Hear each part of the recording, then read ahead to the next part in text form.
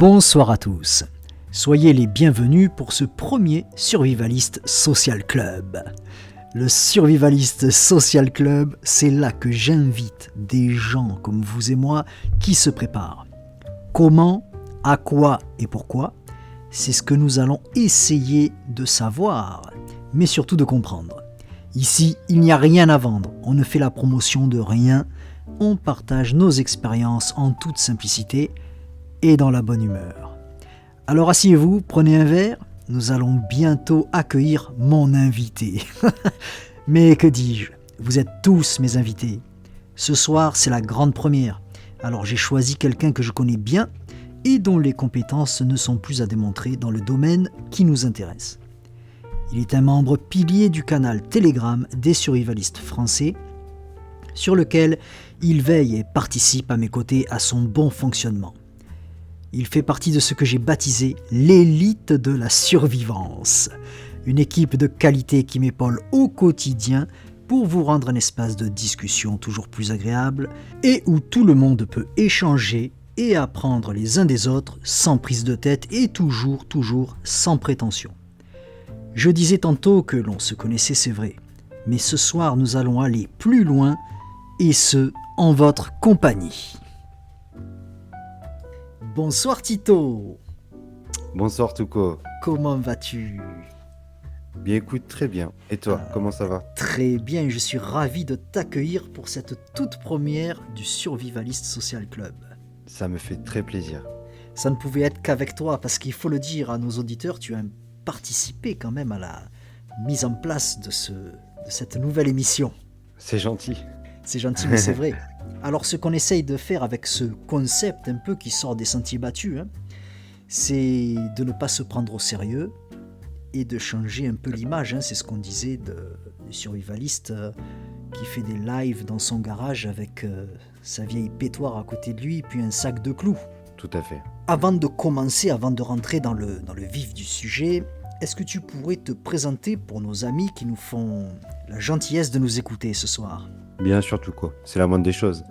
Alors, je m'appelle Tito, j'ai 34 ans, bientôt 35. Je suis père d'une grande famille, très grande famille. J'ai un passé militaire. Actuellement, je travaille à mon compte.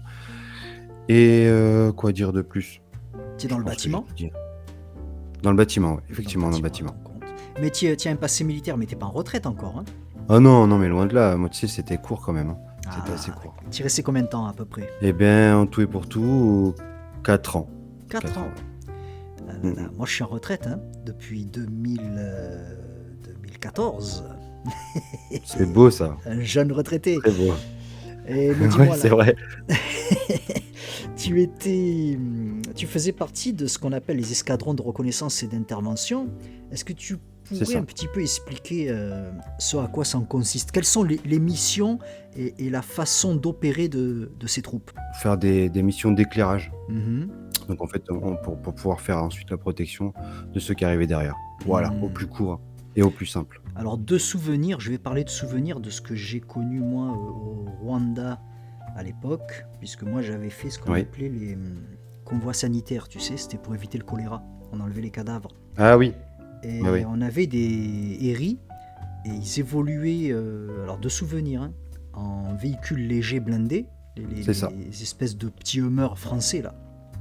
Ils étaient à plusieurs, et effectivement ils nous ouvraient la route et ils sécurisaient quand même les personnels qui venaient ensuite, effectivement. C'est tout à fait ça, complètement.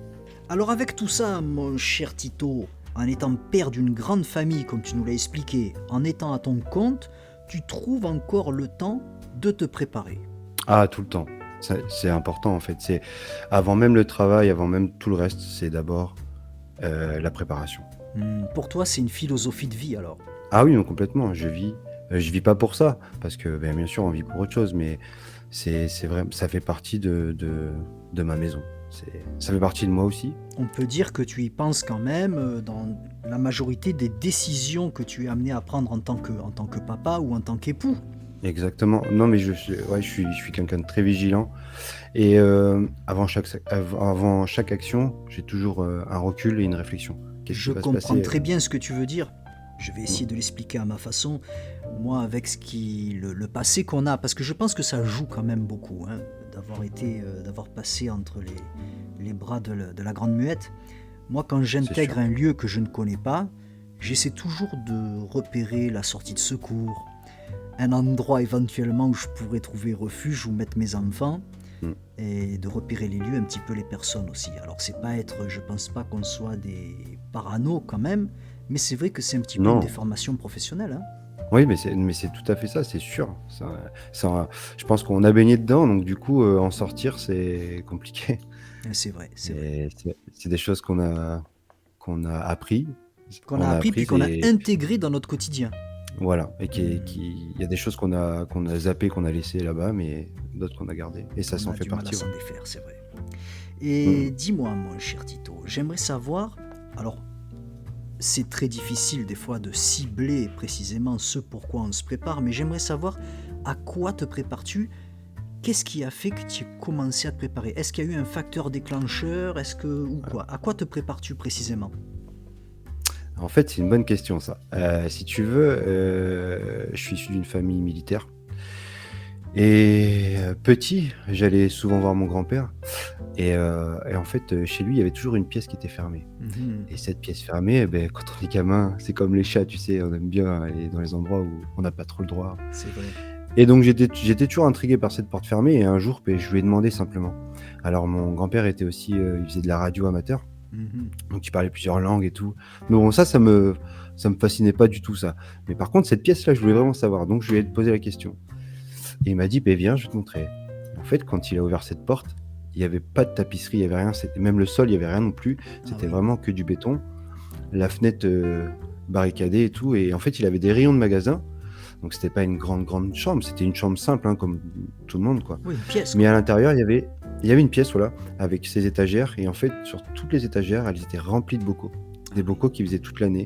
En fait, il stockait. Et donc, au fil du temps, je lui ai posé plein de questions, savoir pourquoi et tout ça. Et en fait, ben, lui, il avait connu la guerre, donc il était plus jeune, mais ses parents l'avaient faite. Et en fait, de lui, ça s'est resté. Au fil du temps, on a continué à discuter et tout, et il me racontait ses épreuves et ce qu'il avait pu vivre, et pourquoi il faisait ça.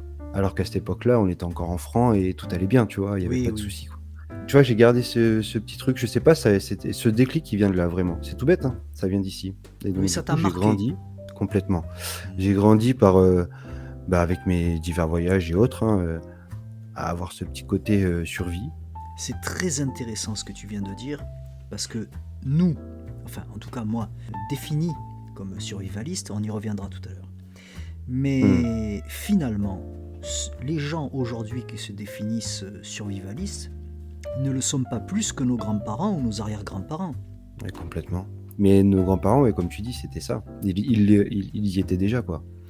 D'autant plus que eux étaient confrontés à des tensions à l'époque, hein, des tensions Ah oui, économiques internationales qui étaient beaucoup plus, on va dire, enfin, aujourd'hui là de suite c'est pas vrai, mais qui étaient beaucoup plus instables que de ce que nous on a vécu de notre génération en tout cas. hmm, Et ils avaient beaucoup moins de moyens, c'est-à-dire que pour former un réseau comme nous on le forme par exemple avec le groupe, c'est plus facilité, puis on a accès à des technologies. C'est-à-dire que c'est eux, ça. ils n'avaient pas forcément l'électricité, alors que nous, on l'a, Hmm. c'est un confort, hein, évidemment. Mais on a accès quand même à des systèmes palliatifs, je pense aux panneaux solaires et tout. On peut toujours un peu quand même se débrouiller, que eux, c'était vraiment pas le cas, hein. Mais ce que tu dis, oui, c'est vrai, hein.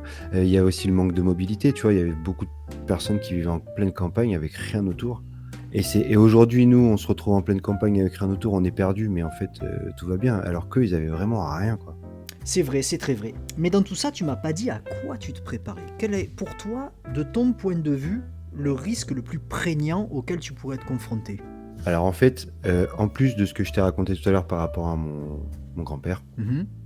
j'ai eu une vie un peu particulière, tu vois, moi, où j'ai pas eu mes parents, enfin, c'est ma grand-mère qui m'a élevé. Tu vois, j'ai eu une vie vraiment.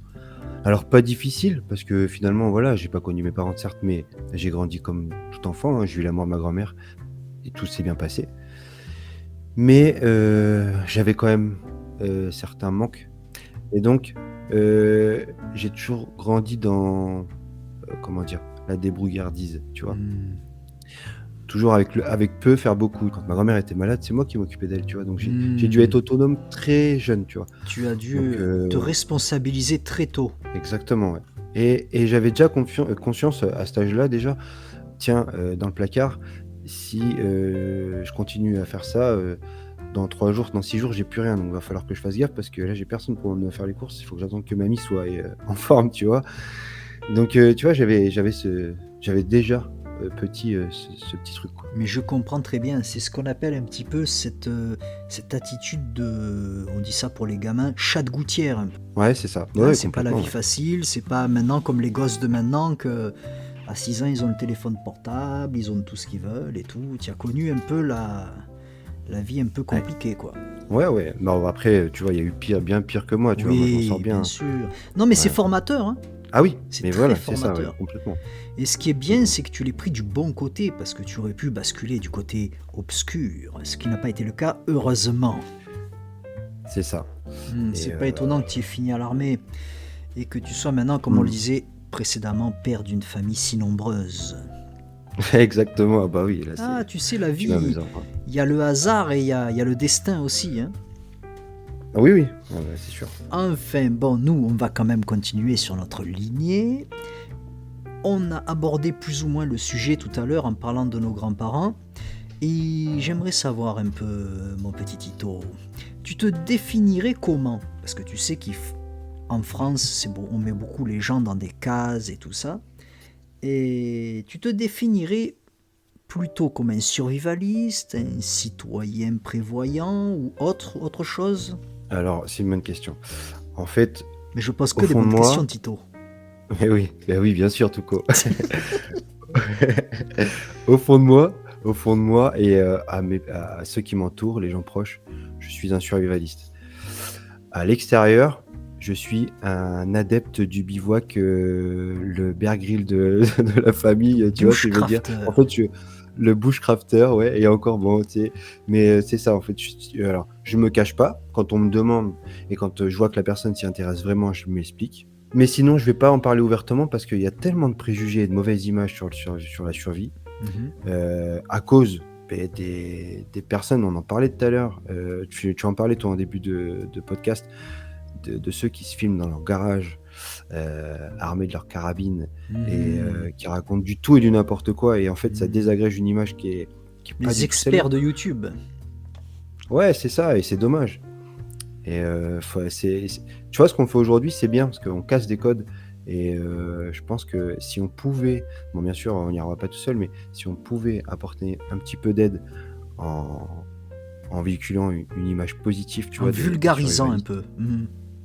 Ouais, c'est ça. Donc non, voilà. Donc si, pour répondre à la question plus simplement, je me considère comme un survivaliste. D'accord, je comprends. Et j'aimerais savoir justement quels sont les éléments que tu as mis en place pour ta préparation. Alors je te demande pas de tout m'expliquer, parce qu'on ne raconte Oui, pas tout bien sûr. Quels sont les éléments que tu as mis en place pour ta préparation? premièrement, je vais parler sur moi. Sur moi, j'ai toujours de quoi. J'ai toujours un petit couteau. Bon, Mhm. c'est pas forcément pour me défendre, hein, tu vois, parce que moi je suis quelqu'un. Quand tout à l'heure, je reviens rapidement, mais quand tout à l'heure on a parlé de qui tu es, je t'ai répondu, je suis un survivaliste. Il y a plusieurs catégories, et moi je fais partie de ceux qui souhaitent pas aller dans le conflit. Donc Mhm. j'évite vraiment toute forme de violence. J'ai des enfants, j'ai une famille. Si je vais à l'affront, que je perds la vie, ou peu importe, qui va s'occuper de ma petite famille? Absolument. Je préfère vivre dans mon petit coin. Au pire même, suivre, on va dire, un petit réseau, tu vois, de personnes dans les mêmes idées que moi, Mhm. pour se protéger mutuellement et s'entraider, qu'aller au conflit. Donc, mais Mais quand même, sur moi, voilà, donc je reviens à ta question, oui, oui. j'ai toujours un couteau. Après, dans mon véhicule, tu vois, donc j'ai toujours une ration militaire, j'ai Mhm. une couverture de survie aussi, j'ai de la flotte. Ouais, t'as des petites choses Et quoi. voilà, parce que bah, la survie, ça commence de là, en fait. Bien Parce sûr. que, en fait, c'est pas forcément, tiens, putain, il y a une météorite qui va tomber, là, ça y est. Non, je vois pas ces choses-là comme ça, moi. Absolument. Ça c'est la vision de la Je, télé ça. voilà, exactement. La vraie vision, c'est, ben, je prends ma voiture, j'ai avec ma petite famille, je lui dis une connerie, on est en plein été, je suis dans un bouchon, je parte à la Mhm. mer. je serais content si je suis bloqué 3 heures, d'avoir de l'eau, de quoi manger, et Bien voilà, sûr, ou des pouvoir. couvertures dans la voiture si tu es bloqué sous la neige en plein hiver. Exactement, Ben, voilà, tu c'est ça, sais, tout simplement. dans ton cas, ce que tu explicites ici, et tu as amplement raison, il n'y a pas plus survivaliste, si j'utilise ce mot, qu'une maman qui part en voyage avec un bébé. Tu as bien vu comment c'est. Ah oui, Il c'est n'y a vrai, même mais plus la place pour rien dans la voiture. tu me fais Entre, sourire, mais c'est vrai. voilà, le sac, les lampes, enfin les couches, les Oh là biberons, là. le lit parapluie, le ceci, le cela, là tu es sûr que la maman est survivaliste. Mais complètement. Déjà, de toute façon, être parent, t'achètes une voiture, c'est plus ta voiture, c'est celle de Ah, tes c'est enfants, tu vois. sûr. Déjà, ta vie, c'est plus ta vie. Non, c'est ça, ta maison non plus, c'est plus. On sait de quoi on parle. Tu ne t'appartiens plus. Oui, donc, alors pour synthétiser un peu, tu as mis en place des petits kits un peu à droite à gauche, ce que les autres appellent kit voiture, un petit sac avec des petites bêtises et tout. Mais là, moi, où je voudrais en venir, ce qui m'intéresse, parce que moi, je te connais, c'est ton terrain. Alors, juste avant de parler du terrain, je vais revenir un petit peu en arrière. J'ai aussi un petit stock alimentaire à la maison Ouais. qui me permet de tenir 2 mois, 2 mois et demi. Voilà. Pour ta Sachant que moi, famille? j'ai déjà une grande famille pour ma famille. Oh Voilà, là c'est là, ça, ça c'est doit important que je représenter le pas dise. mal, hein. Oui, parce qu'en clair, je vais le dire quand même, on est 10 dans notre foyer. Donc, on est une famille recomposée. Donc, ça fait beaucoup de bouches à nourrir, en Eh comptant oui. la mienne. Donc, 2 mois et demi. Comme ça, on se dit, oh, ça fait peu, mais c'est un budget. Vraiment, c'est un budget. C'est sûr. Et donc, en plus de ça, j'ai aussi donc des sacs, ce que j'appelle des sacs de départ. Donc, en fait, c'est un sac qui est toujours plein, prêt à partir pour 7 jours. Tout le monde a son petit sac. Alors, pour les enfants, moi, je sais que je leur apprends petit à petit tout ça. Donc, ils partent avec moi. On va souvent faire des bivouacs. Et alors, pour éviter, encore une fois, que l'image survivaliste sort et que les gens regardent mes enfants d'un air bizarre, je leur dis qu'on fait des sorties de scouts. Ça passe tellement plus simplement en disant voilà, au moins on pose pas de questions aux enfants. Ah oui, mais papa il est survivaliste. Il n'y a pas de tout ça. Voilà. Sinon son père est sympa et je l'entends, il part souvent faire des bivouacs. Voilà, Avec les petits, c'est ouais. mieux. Et plus tard, plus ils grandissent, je leur explique ces petites choses. Voilà. Mais pour eux, c'est un jeu. Donc en fait, c'est cool. Hein, ça se passe bien. Quoi. Ah, mais Je mets rien de carré. Hein. c'est une super mentalité, j'apprécie. Et ce que tu dis sur les scouts, on y reviendra sur la chaîne. Je pense qu'on en parlera. Moi, j'ai été scout toute mon enfance. Je peux te dire que quand je suis arrivé à l'armée, eh ben, ça m'avait bien aidé à l'époque. Ah bah complètement, ouais, c'est sûr. Ensuite, un dernier petit point, j'essaye là en ce moment. Et j'aurais dû le faire plus tôt. Ça fait déjà longtemps que j'aurais dû le faire, mais je le fais pas. C'est faire un petit stock d'essence, tu vois. Ah, D'avoir oui. 1 ou 2 bidons de gasoil, tu vois, je le fais pas et franchement, c'est un point négatif sur moi. Et donc, Exact. je vais revenir donc sur la question d'avant. Donc pour mon terrain, Ah, effectivement, ce là, j'ai terrain, il faut acquéri absolument que tu nous en parles. Moi, je sais parce que je l'ai vu. C'est magnifique. En plus, c'est parce qu'il faut expliquer aux gens. Si tu permets, Ah ouais. Oui, bien sûr, bien attends, sûr. parce que c'est un terrain, dans l'absolu, il sort de nulle part. Parce que j'ai vu, Ah mais c'est ça. c'est un champ de broussailles, et tu en as fait un coin de paradis, hein. Un petit coin, un petit bijou. Ah, explique-nous, je t'en Totalement. prie. Donc en fait, moi je cherchais un petit terrain de loisir. Voilà. Au début, ça partait dans le principe de faire juste un potager et pas trop me prendre la tête, bon, bref. Et donc j'ai lancé une petite bouteille à la mer sur les réseaux sociaux en demandant si quelqu'un avait un terrain. Je voulais pas le courant dessus, je voulais rien, je voulais juste un petit point d'eau, donc s'il y avait une petite rivière, c'était cool.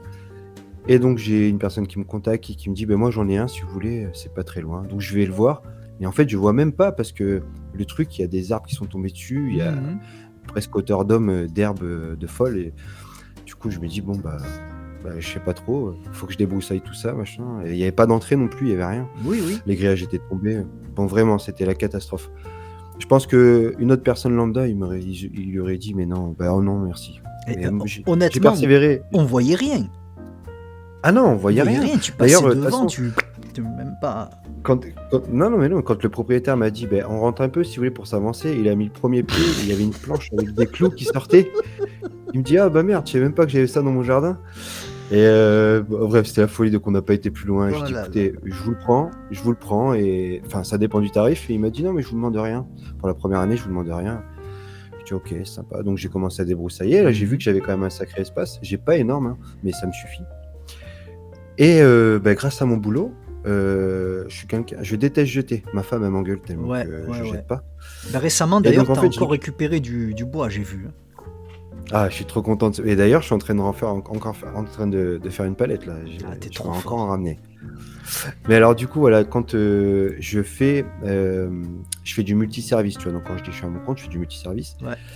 Et je travaille pour plusieurs types de clients. Et mon plus beau et gentil et fidèle client, lui, je travaille dans les œuvres d'art. Donc, je Oui, oui, je crée suis au des courant, je structures suis au pour courant. poser les œuvres. Ouais. Voilà. Et donc, ça me permet de récupérer un max de bois, parce qu'une fois que c'est fini, ça va à la poubelle.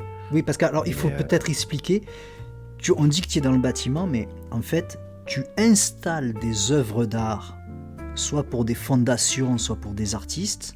Tu les installes. ouais. Et une fois que l'exposition est finie, tu les reconditionnes pour qu'elles repartent ailleurs. C'est ça. Alors, c'est ça, mais il faut rajouter en plus, et c'est pour ça que je tiens le mot du bâtiment, que je fais tout le reste. La peinture, tout ce qui en Hmm. suit. Après, on va me dire, voilà, Tito, faut faire une pièce entière. Je fais la pièce, voilà. Oui, mais enfin, principalement, on est d'accord que ça tourne autour de l'art. Ah, par contre, voilà, principalement, Voilà, effectivement, ça tourne autour de là. Voilà, exact, ouais, voilà. c'est ça. Et donc, je te laisse Donc, continuer, excuse-moi. oui, donc sur ce terrain, une fois déblayé tout ça, le propriétaire est Mhm. revenu, il m'a dit, oh, c'est super joli. Je dis, bah oui. Bah, j'avais un peu peur au fond de moi. Je me suis dit, bah, le mec, il va me dire, bah, tu me le rends. C'est cool, tu me le rends maintenant. Et en fait, il me l'a donné. Il m'a dit, je vous le donne. Donc, j'ai trouvé ça super sympa. Et je me suis dit, ben tiens, je pars sur cette base, Mhm. puisque je l'ai eu gratuitement. Tout ce qui ira dessus, au maximum que je pourrai, Mhm. ça sera gratuit. Et c'est ce que j'ai fait. En fait, tout ce que je récupère de chez mes clients, tout ça, je retape le terrain avec. Et donc là, j'ai pour projet.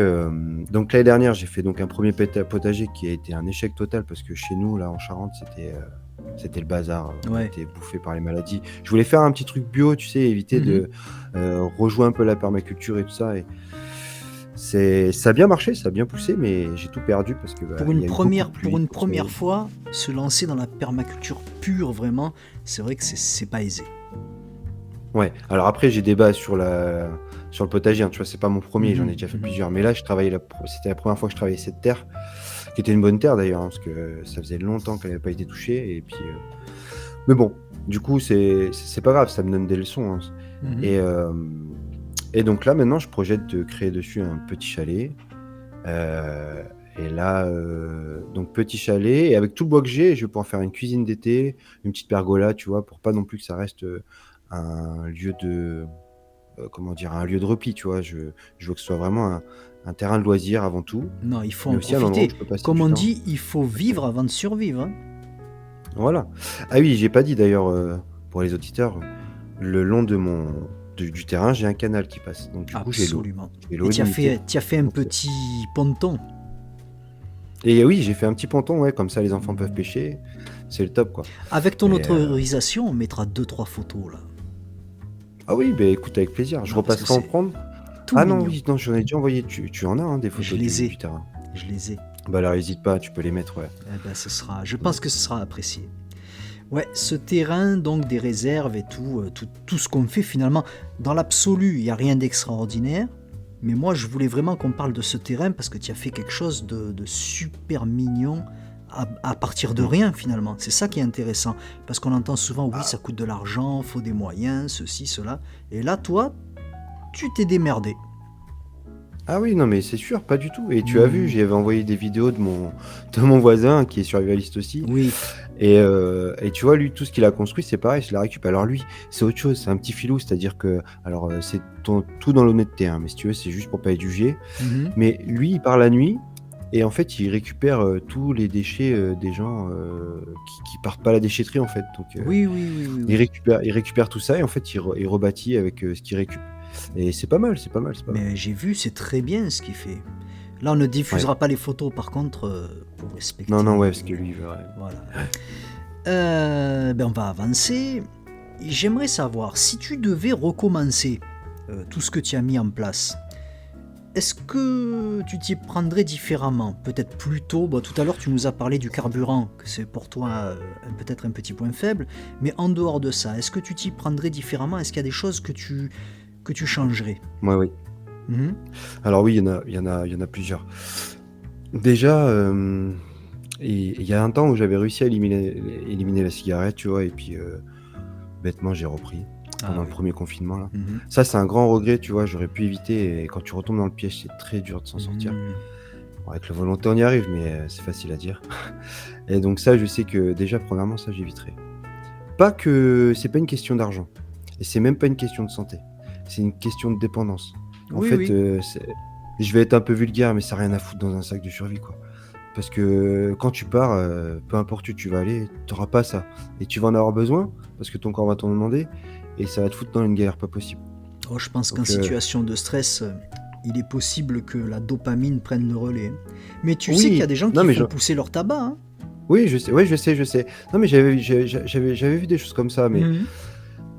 voilà, si j'avais vraiment des choses à revoir, ça serait déjà ça, c'est tellement nul. Principalement. Euh, ouais, refaire plus de formation aussi que, tu vois, là je dois partir en stage bientôt. C'est un sujet botanique, tu vois, pour Mhm. apprendre les fleurs et tout ce qui Ah oui. peut, tout ce qui peut être utile, ça c'est bien. J'ai eu une période où j'ai pêché, où j'ai fait ci, où j'ai fait ça, tu vois, ça m'a vachement aidé, mais j'ai vraiment plein de lacunes. J'en parlais l'autre fois sur le groupe, l'escalade, tu vois. Mhm. J'ai des petites bases, j'ai vraiment envie d'évoluer encore plus.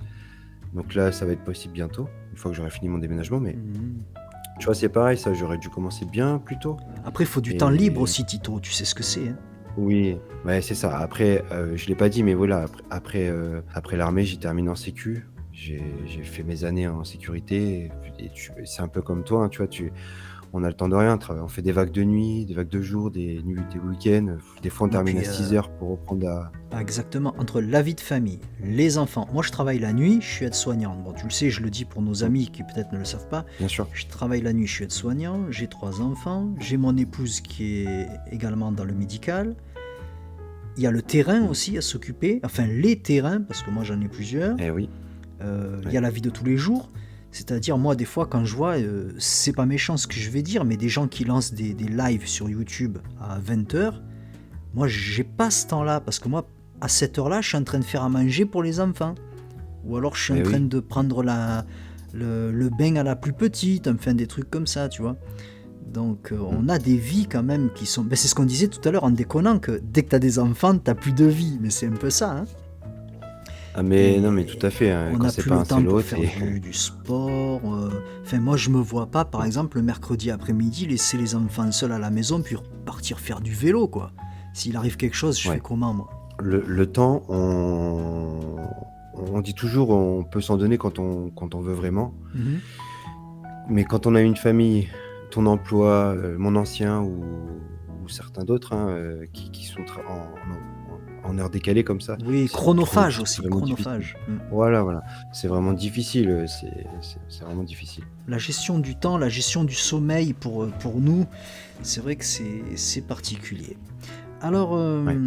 il y a quelque chose que j'aimerais savoir. Durant la fameuse crise on va appeler ça le virus 19, est-ce que ta Ouais. préparation en amont a joué un rôle important dans la façon que tu as eu de traverser cette période? Alors, je parle pas de la période en entier, je parle Oui, le au début. début, voilà, ce qui a été le plus stressant finalement, quand tout a été fermé avec le confinement et Mm. tout ça, qu'on savait pas trop où on allait. Est-ce que tu peux m'expliquer? Bien sûr.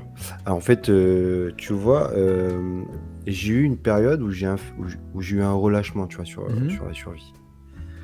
Parce que changement de vie, voilà, j'ai passé des épreuves en fait Ok, qui m'ont donné ok. la tête ailleurs, quoi, on va dire. D'accord, d'accord. Et dans ce moment-là, donc tu vois, je me suis pas stoppé, mais j'ai arrêté stock alimentaire, Mhm. des petites choses essentielles en fait Ouais, ouais. à notre domaine, quoi. Et donc quand le Covid est arrivé, tu vois, j'ai pas été étonné que les gens fassent des stocks de pâtes et autres.